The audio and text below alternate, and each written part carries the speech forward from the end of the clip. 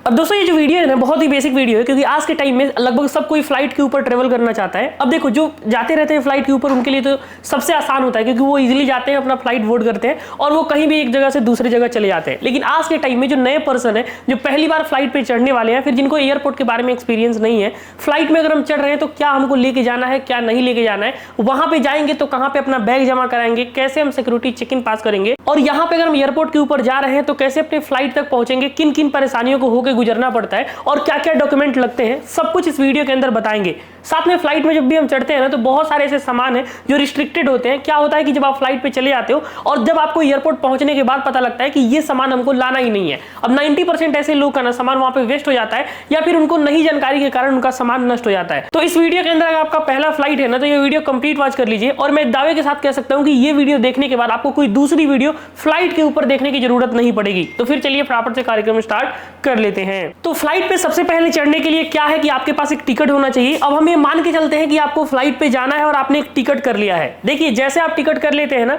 आपका जिस दिन यात्रा है उससे 24 घंटे पहले आपको अपने फिजिकल टिकट का बोर्डिंग पास जनरेट कर लेना है। अब ये कैसे होता है मैं आपको थोड़ा सा इंफॉर्मेशन दे देता हूं ताकि आपके लिए आसान रहेगा। एग्जांपल के लिए आप देख सकते हैं बगल में हमारा इंडिगो का ये टिकट है, और इस टिकट को मैं 24 घंटे पहले इंडिगो के वेबसाइट पे जाऊंगा, अपना पीएनआर नंबर डालूंगा और वहां पे इंडिगो आपको ये कहता है कि आप टर्म्स एंड कंडीशन सेलेक्ट करिए कि आप यहां पे फ्लाइट के ऊपर जा रहे हो, और यहां पे उसी टाइम आप चाहो तो सीट भी सेलेक्ट कर सकते हो। और सीट सेलेक्ट करने के बाद वो आपको सामने ही बता देंगे क्या आपको लेके जाना है क्या नहीं लेके जाना है। बस उनको यहाँ पे टर्म्स एंड कंडीशन आपसे एक्सेप्ट करवाना होता है और उसके बाद आपको वो एक बोर्डिंग पास जनरेट करके दे देते हैं। अब चलो हम ये मान के चलते हैं कि आपके पास बोर्डिंग पास जनरेट हो चुका है। आपके बोर्डिंग पास पे आपके कुछ बेसिक डिटेल्स लिखे रहते हैं जिसमें आपको जानना बहुत ही जरूरी है।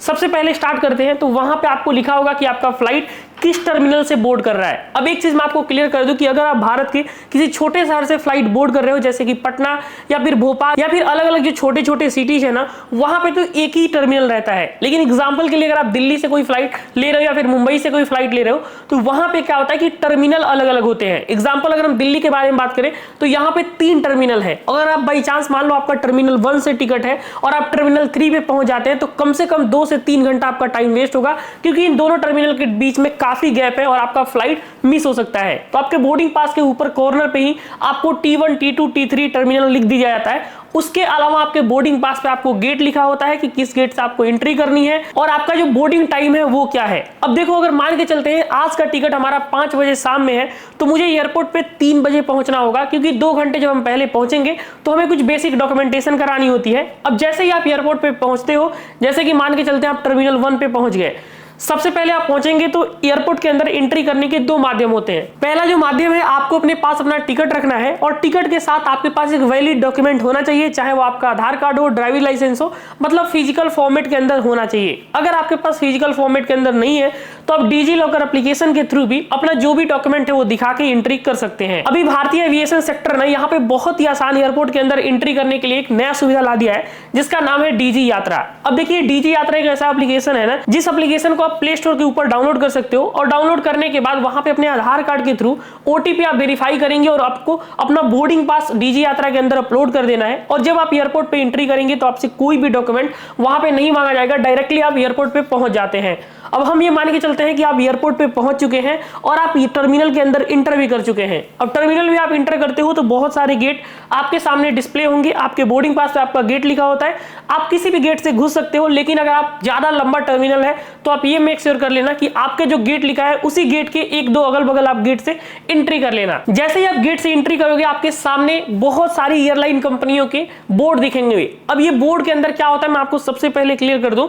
अब एग्जांपल के लिए मेरा इंडिगो का टिकट है या फिर स्पाइसजेट का टिकट है या फिर आकाशा एयरलाइन का टिकट है या फिर एयर इंडिया का टिकट है, आपका जिस भी कंपनी का फ्लाइट हो उसी फ्लाइट के काउंटर पे आपको जाना है। टर्मिनल में आप जैसे ही इंटर करते हैं सामने ही सारे फ्लाइट्स का आपको काउंटर दिख जाएंगे। एग्जांपल के लिए हमारा इंडिगो है तो हम इंडिगो के अंदर काउंटर पे जाएंगे। जब आप काउंटर पे जाते हो तो यहाँ पे 2 सिनेरियो का ध्यान देना है। मान के चलते हैं दोस्तों, आपके पास दो बैग है, पहला है चेक इन बैग और दूसरा है आपका हैंड कैरी।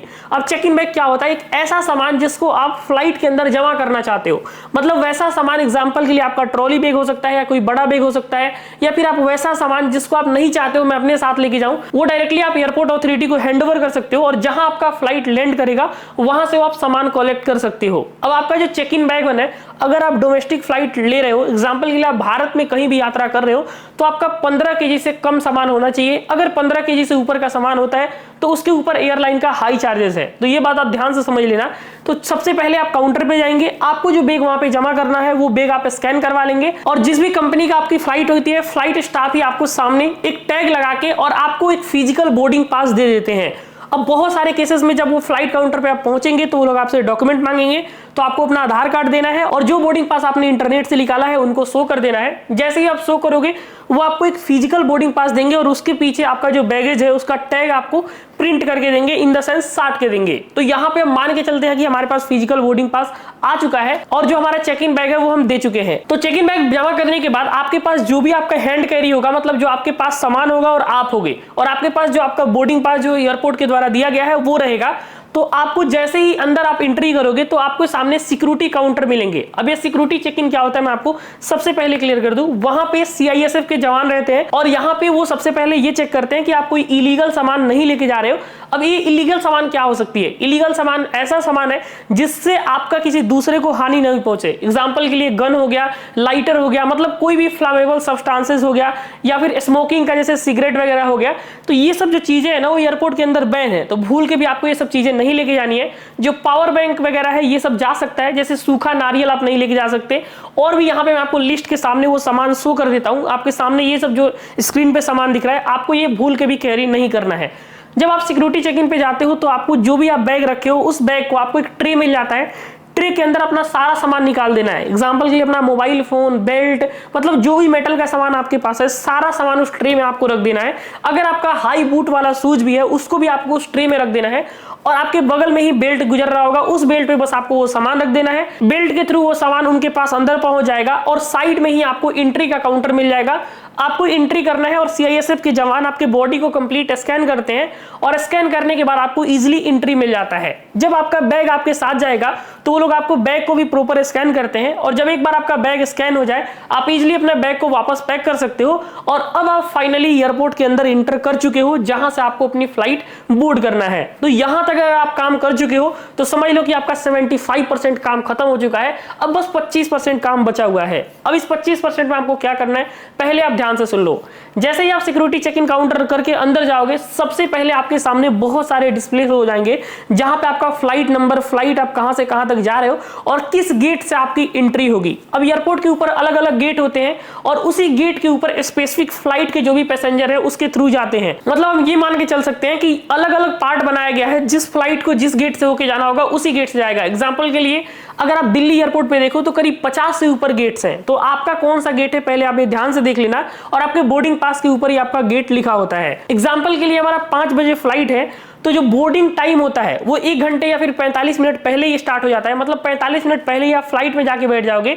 लेकिन आखिरी का जो टाइम होता है, जैसे अगर आपका 5 बजे फ्लाइट है ना तो आप 4:35 तक ही अपने फ्लाइट में इंटर कर सकते हो। अगर वो 4:35 से लेट होता है तो समझ लो कि आपका फ्लाइट छूट जाएगा। अब जैसे ही आप एयरपोर्ट में एंट्री करते हो, अगर आप देख रहे हो कि हमारे पास बहुत टाइम बचा हुआ है, एग्जाम्पल के लिए 1 घंटे 2 घंटे टाइम बचा हुआ है, तो आप एयरपोर्ट के ऊपर जो एयरपोर्ट लॉन्ज एक्सेस है ये ले सकते हो। एक ऐसा ऑप्शन है ना दोस्तों जिसके थ्रू आप एयरपोर्ट के अंदर, अगर आपके पास कुछ बैंकों के सिलेक्टेड क्रेडिट कार्ड है तो उसके थ्रू आप आसानी से खा पी सकते हो। एग्जांपल के लिए हम दिल्ली एयरपोर्ट उठा के देखें तो यहाँ पे इनक्लेव लॉन्ज है, सारे टर्मिनल पे ही रहेगा। आपके पास कुछ बेसिक कार्ड्स आएंगे जैसे Flipkart, axis bank credit card, और भी आपके सामने स्क्रीन पे जो भी लिस्ट सपोर्ट करता है सारा कार्ड्स का मैं लिस्ट दे चुका हूं। आप अगर आपके पास ये कार्ड है तो आपके कार्ड से मात्र 1 रुपए कट होगा और आप एयरपोर्ट लॉन्ज में जा सकते हो जहां पे आप अनलिमिटेड जो भी खाना है खाओ, जहां भी सोना है, आराम करना है, सब कुछ आप कर सकते हो। ब्रेकफास्ट, मील सब कुछ मिल जाएगा और उसके बाद आप बिना पैसे के खा पी सकते हो।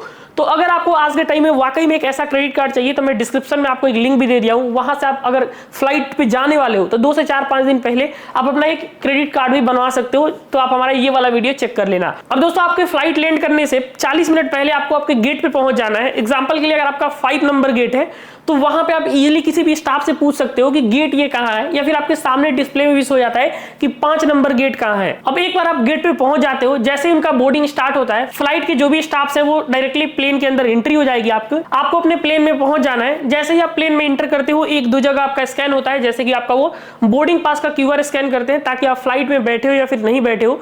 और जैसे ही में आप फ्लाइट पे पहुंचते हो, बस आपको अपना सीट नंबर देख लेना है जो आपके बोर्डिंग पास पे प्रिंट रहता है, अपने सीट पे पहुंच जाना है। और जैसे ही आप सीट पे पहुंचोगे, बस आप फ्लाइट में पहुंच गए और उसके बाद आपका फ्लाइट उड़ जाएगा, आपको जहां भी जाना है वहां पहुंच जाओगे। अब देखो जैसे ही आपका फ्लाइट लैंड करता है ना, सबसे मेन बात क्या है दोस्तों कि आपका जो बैग आप दिल्ली एयरपोर्ट या फिर कहीं भी जमा किए थे वो आपको कैसे मिलेगा। तो फ्लाइट के अंदर भी अनाउंस होता है कि आपका जो बैग है वो किस नंबर बेल्ट पे आएगा, तो वो बेल्ट पे आपको बेसिकली जाना होता है। तो अगर आपको बेल्ट का सुनाई नहीं दिया है तो आप फ्लाइट के किसी भी स्टाफ से भी पूछ सकते हैं कि हमारा सामान किस बेल्ट पे मिलेगा। आपको उस बेल्ट पे पहुंचना है, अपना सामान कलेक्ट करना है और आप अपने घर पहुंच जाइए, जहां भी जाना है वहां चले जाइए। तो इतना आसान होता है दोस्तों फ्लाइट में ट्रेवल करना। उम्मीद है दोस्तों हमने आपको कंप्लीट इन्फॉर्मेशन दिया है और जो भी हमारा एक्सपीरियंस है वो आपके साथ शेयर किया है। मैं आपको बता दूं कि ये मेरा पहला वीडियो है, तो हम ये जरूर आपसे उम्मीद करेंगे कि आप हमारे चैनल को सपोर्ट करेंगे और मैं आपको फ्लाइट से related A to Z information, even मैं आपको बताऊंगा कि आज के टाइम में 2025 में आप कैसे बहुत ही सस्ते रेट पे फ्लाइट का टिकट बुक कर सकते हो। बहुत सारे लोग 2000 का टिकट के लिए 10,000 भी दे देते हैं और उनको ट्रिक्स नहीं पता होता है। तो सारा कुछ आपको इस चैनल के ऊपर देखने को मिलेगा। इस वीडियो में इतना ही, मिलते हैं किसी इंटरेस्टिंग वीडियो में। तब तक के लिए अपना ख्याल रखिए। बुकिंग पॉइंट चैनल पर देखने के लिए बहुत बहुत धन्यवाद। आपका दिन शुभ हो।